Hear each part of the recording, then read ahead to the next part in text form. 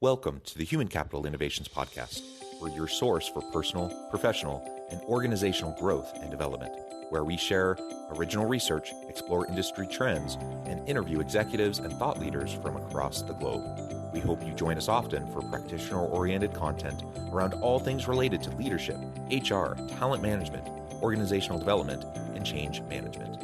Maximize your personal and organizational potential with Human Capital Innovations Podcast.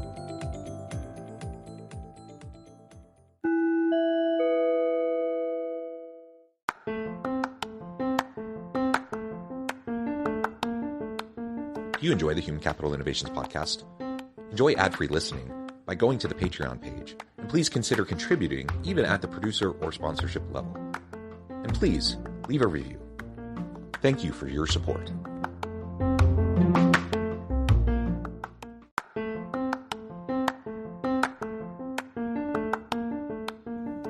Welcome to the Human Capital Innovations Podcast. In this HCI Podcast episode, I talk with Chris French about two recent reports, the August Human Workplace Index, as well as Unleashing the Human Element at Work from Workhuman-Gallup.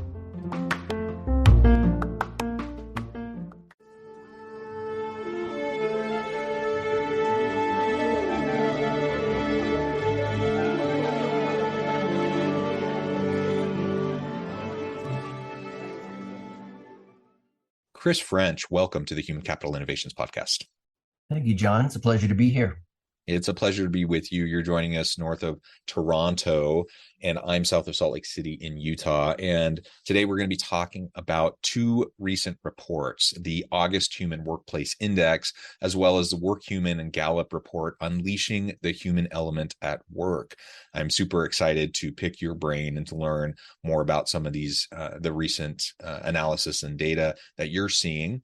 As we get started, I wanted to share Chris's bio with everybody. Chris French is Executive Vice President of Customer Strategy at Workhuman. Workhuman is the world's fastest growing integrated social recognition and continuous performance management platform. Human applications are shaping the future of work by helping organizations connect culture to shared purpose with a consistent stream of gratitude fueling unparalleled provocative workplace data and human insights. Workhuman Cloud is a critical software engine for global companies seeking to motivate and empower their people to do the best work of their lives.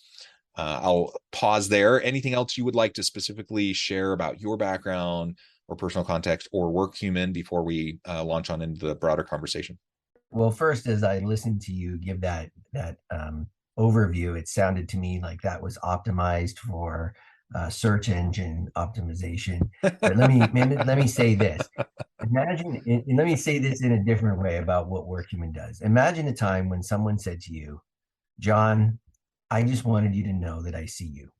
I see you. I saw the work that you did on that project, and this is the impact that it had on me or on the company. And I just wanted to let you know that and how that made you feel. What we do at Workhuman is make human moments like that happen every 2 seconds in 180 countries in over 30 languages. And so we can talk about all the marketing words and things like that, but we're in the make human connections business.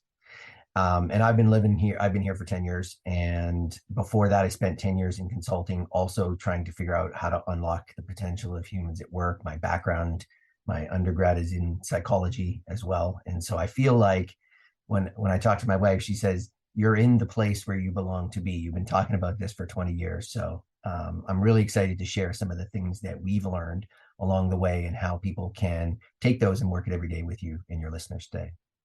Perfect. Awesome. And so important, like just that recognition and creating a dynamic culture and environment of just people being open and genuine and sharing gratitude and appreciation. You know, it's a relatively simple, small thing, yet it so rarely happens consistently in businesses, and people just crave it. We're social animals. We want to have that. And it's not just about, stroking egos and, I want to be patted on the back and blah, blah, blah. Like, yes, we're human animals. And so we do like those elements, but it's just part of building relationships and building teams where they know that they can lean on each other and trust each other, and all of that, it goes hand in hand. So it's not just ego and all of those things. It's much more than that. And so I'm really excited to dive on into this. let's start with the August Human Workplace Index. Tell us what that's all about, what goes into that, and then we can start to talk about some of the findings. Sure. Well, when the pandemic really started to hit, we realized that you couldn't do these big surveys of employees, wait 6 months or a year, and then look at it again. The world was changing too quickly. So every month we went out to 1,000 workers and asked them how they were feeling on a variety of topics. And each month there were different themes based on what was going on, but then the same set of questions around, are you happy? Do you think you're going to leave your job, et cetera? And so it's been fascinating to see how the world has changed, over each month, essentially, and what's become important to employees, and, even just in the last 4 or 5 months. And I think we've become accustomed to that during the pandemic, that things change quickly. But before that, there were these broad sweeping trends.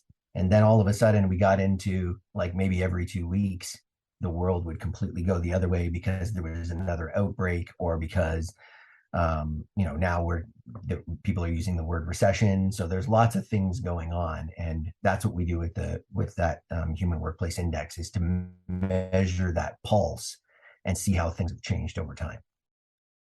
Yeah, and just getting doing the pulse surveys and getting that data consistently over time is so powerful.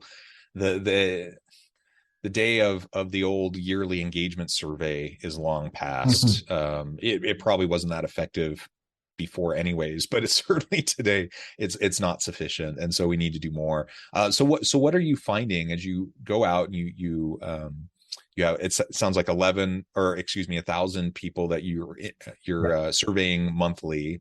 What are some of the things that you're finding from the August report, as well as some of the trends perhaps over the last year? Yeah. So the interesting thing with the August report is if you look at August of last year, and we ask people, are you planning to leave your job? Last year, 61% of people said that they were thinking about leaving their job.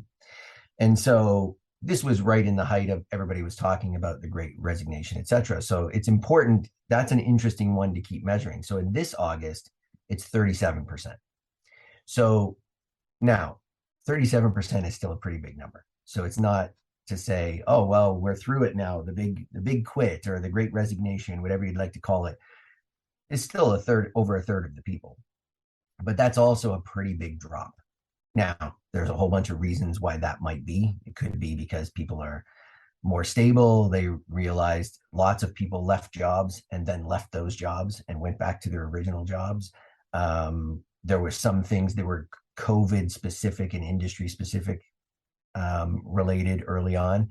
But generally speaking, people are less likely today to say that they're willing to leave their job. That's probably number one.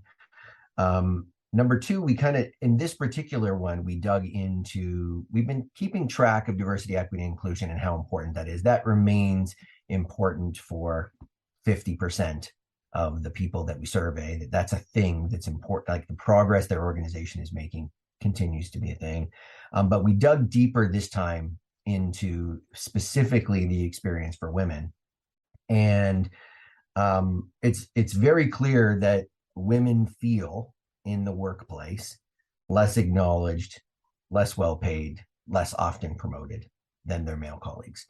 And so that's one of the things that we'll have to dig into and see if considering how many companies are supposedly making an effort in these areas, and how important it is to employees that progress is being made, that is still the sentiment and the feeling, certainly within this is obviously one example of a group that's that you would be focused on based on gender, but that's another one. The last one I would say and then we can unpack any one of these, is in January. That's when a lot of companies said, I'm going to start bringing employees back on site. So we asked at that time, all right, how do you feel about that?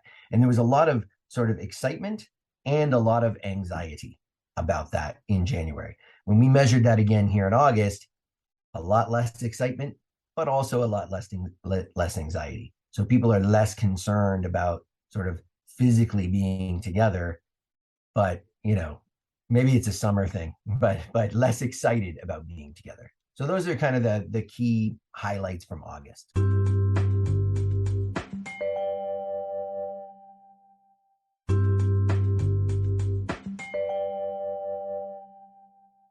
Like you said, if we unpack that a little bit, it's good to see the decline from August last year to this year in terms of people who are actively seeking to leave or have intention to leave. And like you said, there's a whole bunch of reasons that we could dig into that probably are going into that decline.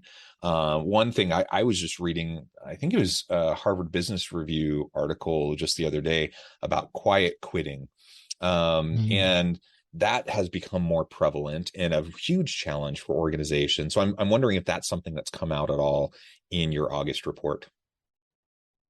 Well, I think what we're seeing is that there's a lot of things going on. Basically, let's talk about what I observe when I talk to chief people officers and other people who are responsible for people generally, right? Which is that people are tired.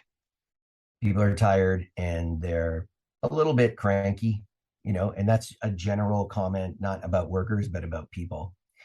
And there's this general, at first, when people were unsatisfied with what they felt was the dynamic between an employer and an employee. It's unfair. I'm working longer hours for the same amount of pay or not much more pay. I'm connected 24/7 through certain devices and there's no break. And what people were doing earlier was leaving.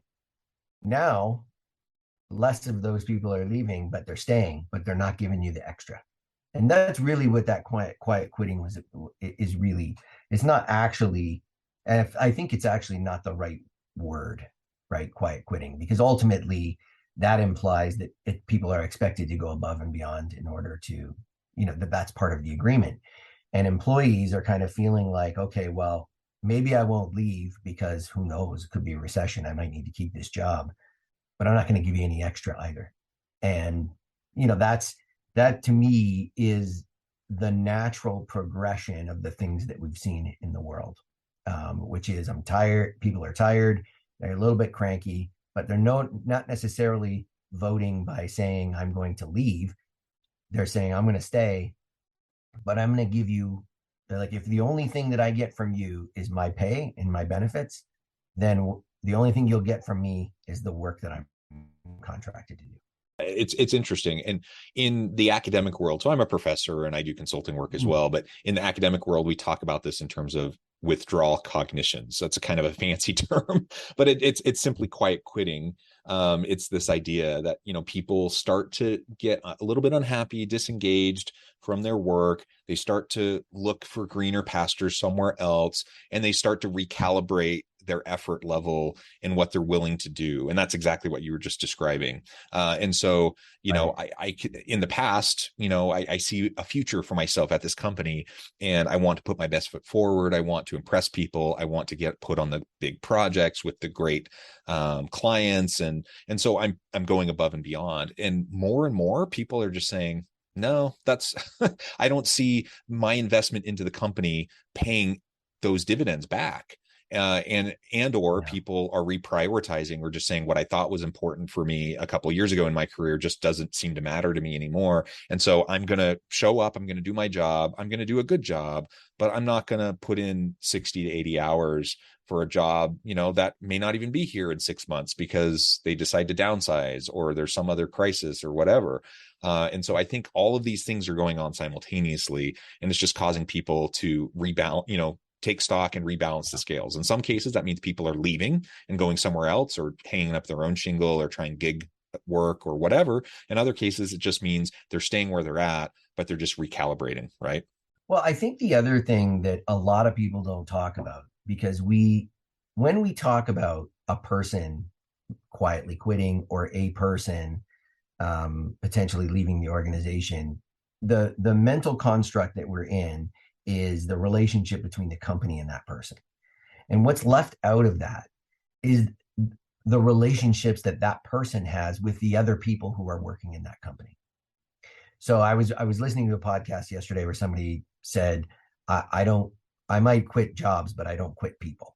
And it was a nice way of articulating what I'm trying to get across, which is that it's not always for the betterment of the company. I would argue probably a very small percentages for the betterment of the company that people were doing those above and beyond things. They were often doing them either to help themselves move forward or to help others.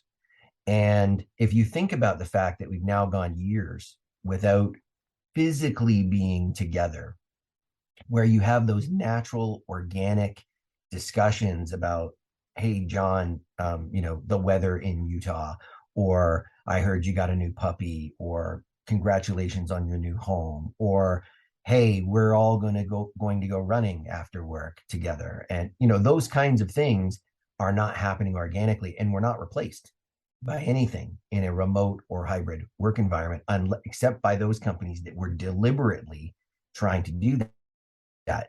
And that also creates an erosion of culture and connection. We talked about this earlier, like right at the outset. We're social animals. We are wired to be social. It is a core human need. If you're not getting any of that the only thing that you're getting from the company is your pay, then you're only going to give what will get you that pay, because then you have to take the other time to build your social connections and things elsewhere outside of work. And so I do think that's one thing that we don't talk enough about, is how are we continuing to build relationships between the employees themselves? And that you never get that if your whole construct is the company to the employee. So you also talked about the gender issue. Is there anything else there you would like to unpack? I think there's tons of stuff we could talk about potentially, but I also want to leave time for us to talk about the Unleashing the Human Element at Work report as well. Yeah, I mean, only to say that, look, if a tremendous amount of effort is being put into programs to create equity in the organization, and people are feeling like you go through this period where you're more aware of the inequity, then when you measure that, more people will say that. But it just goes to show you that this has been a thing that we've been working on for a while, and we're not making like world changing progress. And we're going to need to think about, how do we make equity happen in the moment, as opposed to general awareness.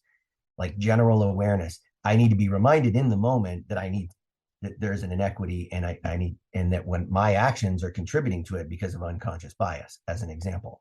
And so I think we're past the point where you can have these broad ranging programs for education only. And we have to be able to get into these moments, these micro coaching opportunities, to acknowledge the unconscious bias and do better in that moment. The aggregate of doing better in all those moments will lead to better results overall. So I think we're just in the middle of that journey. The only thing I would say is we have to be super careful not to declare victory too early. That's all I would say. There's still a lot of work to be done there.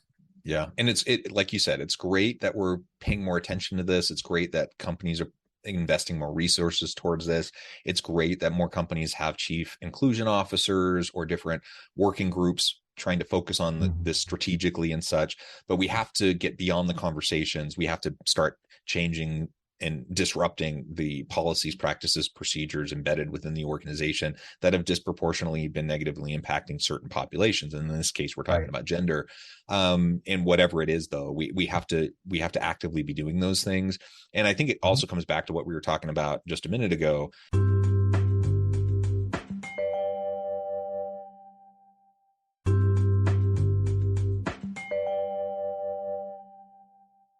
I think some women, and I've actually done a lot of research looking at gender differences in employee engagement and worker satisfaction and some of those sorts of things. And there's this paradox that oftentimes women will report the highest levels of engagement and satisfaction while simultaneously having the worst, or measurably objectively worse working conditions and environment. And so part of it is an expectations game. Part of it is perhaps a mentality of I gotta work my butt off to prove myself, and then as I do that, I'm going to demonstrate my commitment to the organization, and it'll pay back in the long term. And I think women are realizing that that's not always happening. So they're putting a lot of the effort in, and then they keep on getting leapfrogged by an incompetent man, for example, getting promoted over them. That's just one example, but there's all these types of things that happen. And when you observe that, there's only so many times that you're going to see that without just throwing your hands up in the air and saying, nothing's changing, even if the intention is there and even if the conversations are happening. So we just have to get beyond that for sure. All right, let's take the remainder of our time to talk about this Unleashing the Human Element at Work report. Tell us a little bit about that and that partnership with Gallup and Workhuman, and what some of the key findings are there. Well, I think, Gallup for a long time has been covering the concept of employee experience, employee engagement.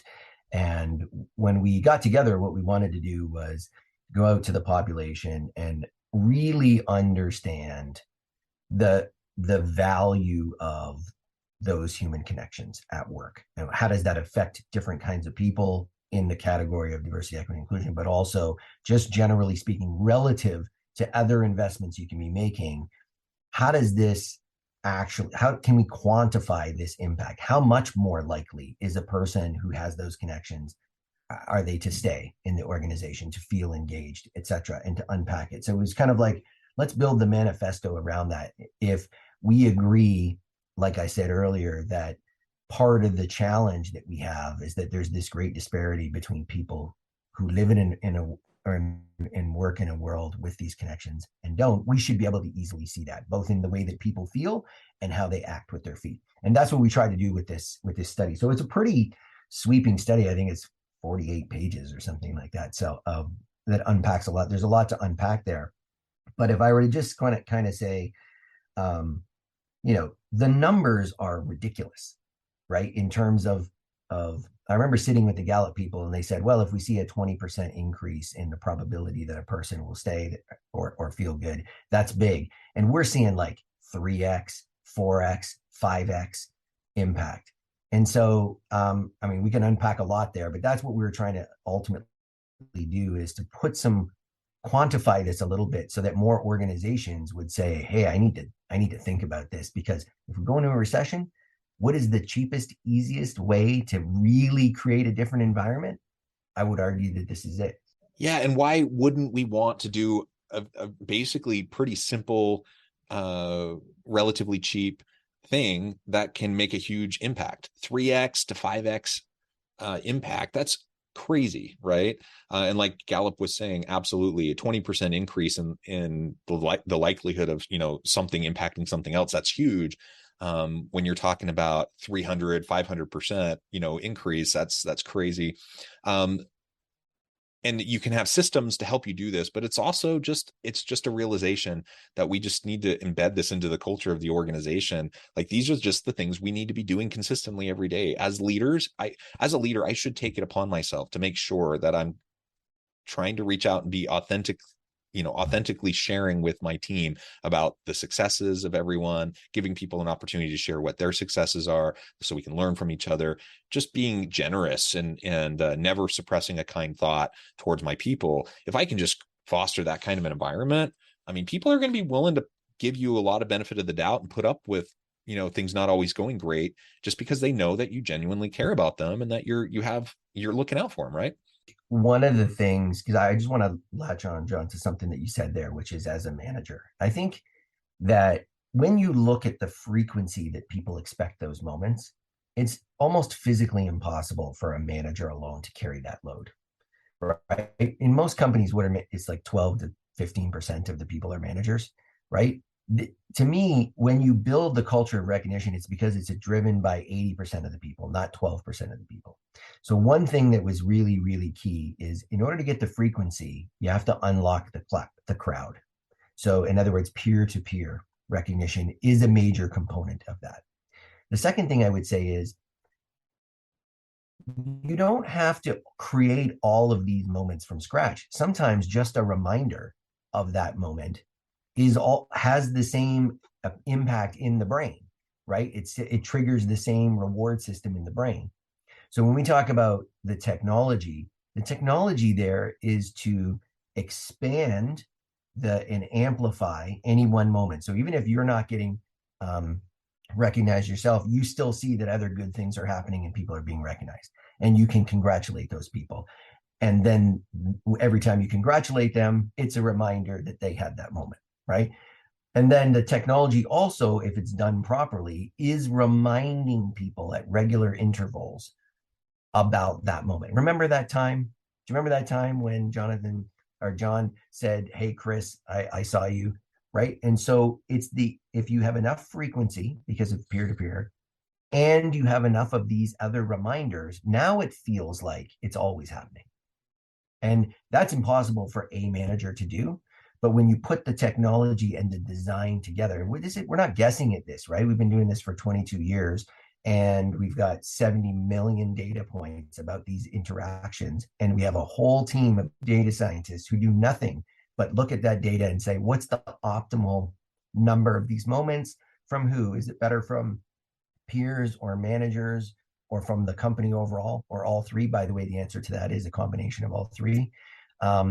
And is it better to give and receive? That, like, I'm also in that context giving gratitude as well. And so interestingly, if you are only going to have one of these moments in the year, it would be better that you give it than receive it. That's a better indicator of your probability of staying, as an example. Now, together, putting them together is the magic formula.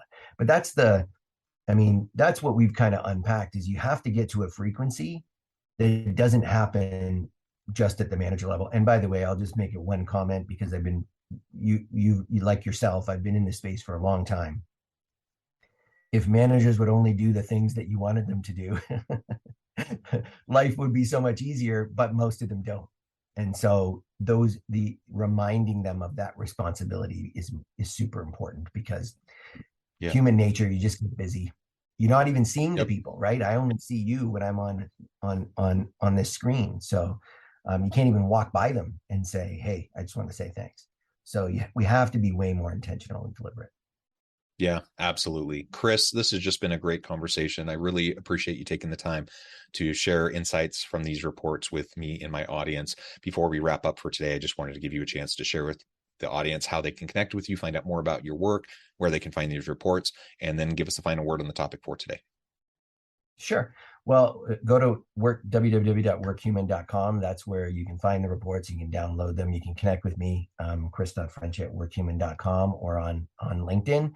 I'd love to connect with people. I guess what I would say is that, as the closing to this would be, we've been living in this world for quite some time. And even the people who have been on site have been physically distanced from each other. They don't have the same lunch facilities, etc. We crave human connection, and we need to be deliberate about increasing the amount of human connection that happens between our employees, or they're going to continue to quietly quit or leave us. Yeah, well said, Chris. It's been a pleasure. I encourage my audience to reach out, get connected, find out more about what Chris and his team can do for you at Workhuman. And as always, I hope everyone can stay healthy and safe, that you can find meaning and purpose at work each and every day. And I hope you all have a great week. Do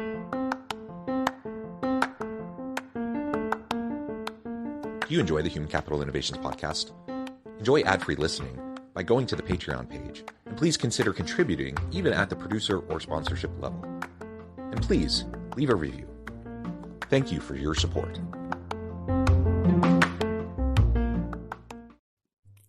Thanks again for joining us for this episode of the Human Capital Innovations podcast.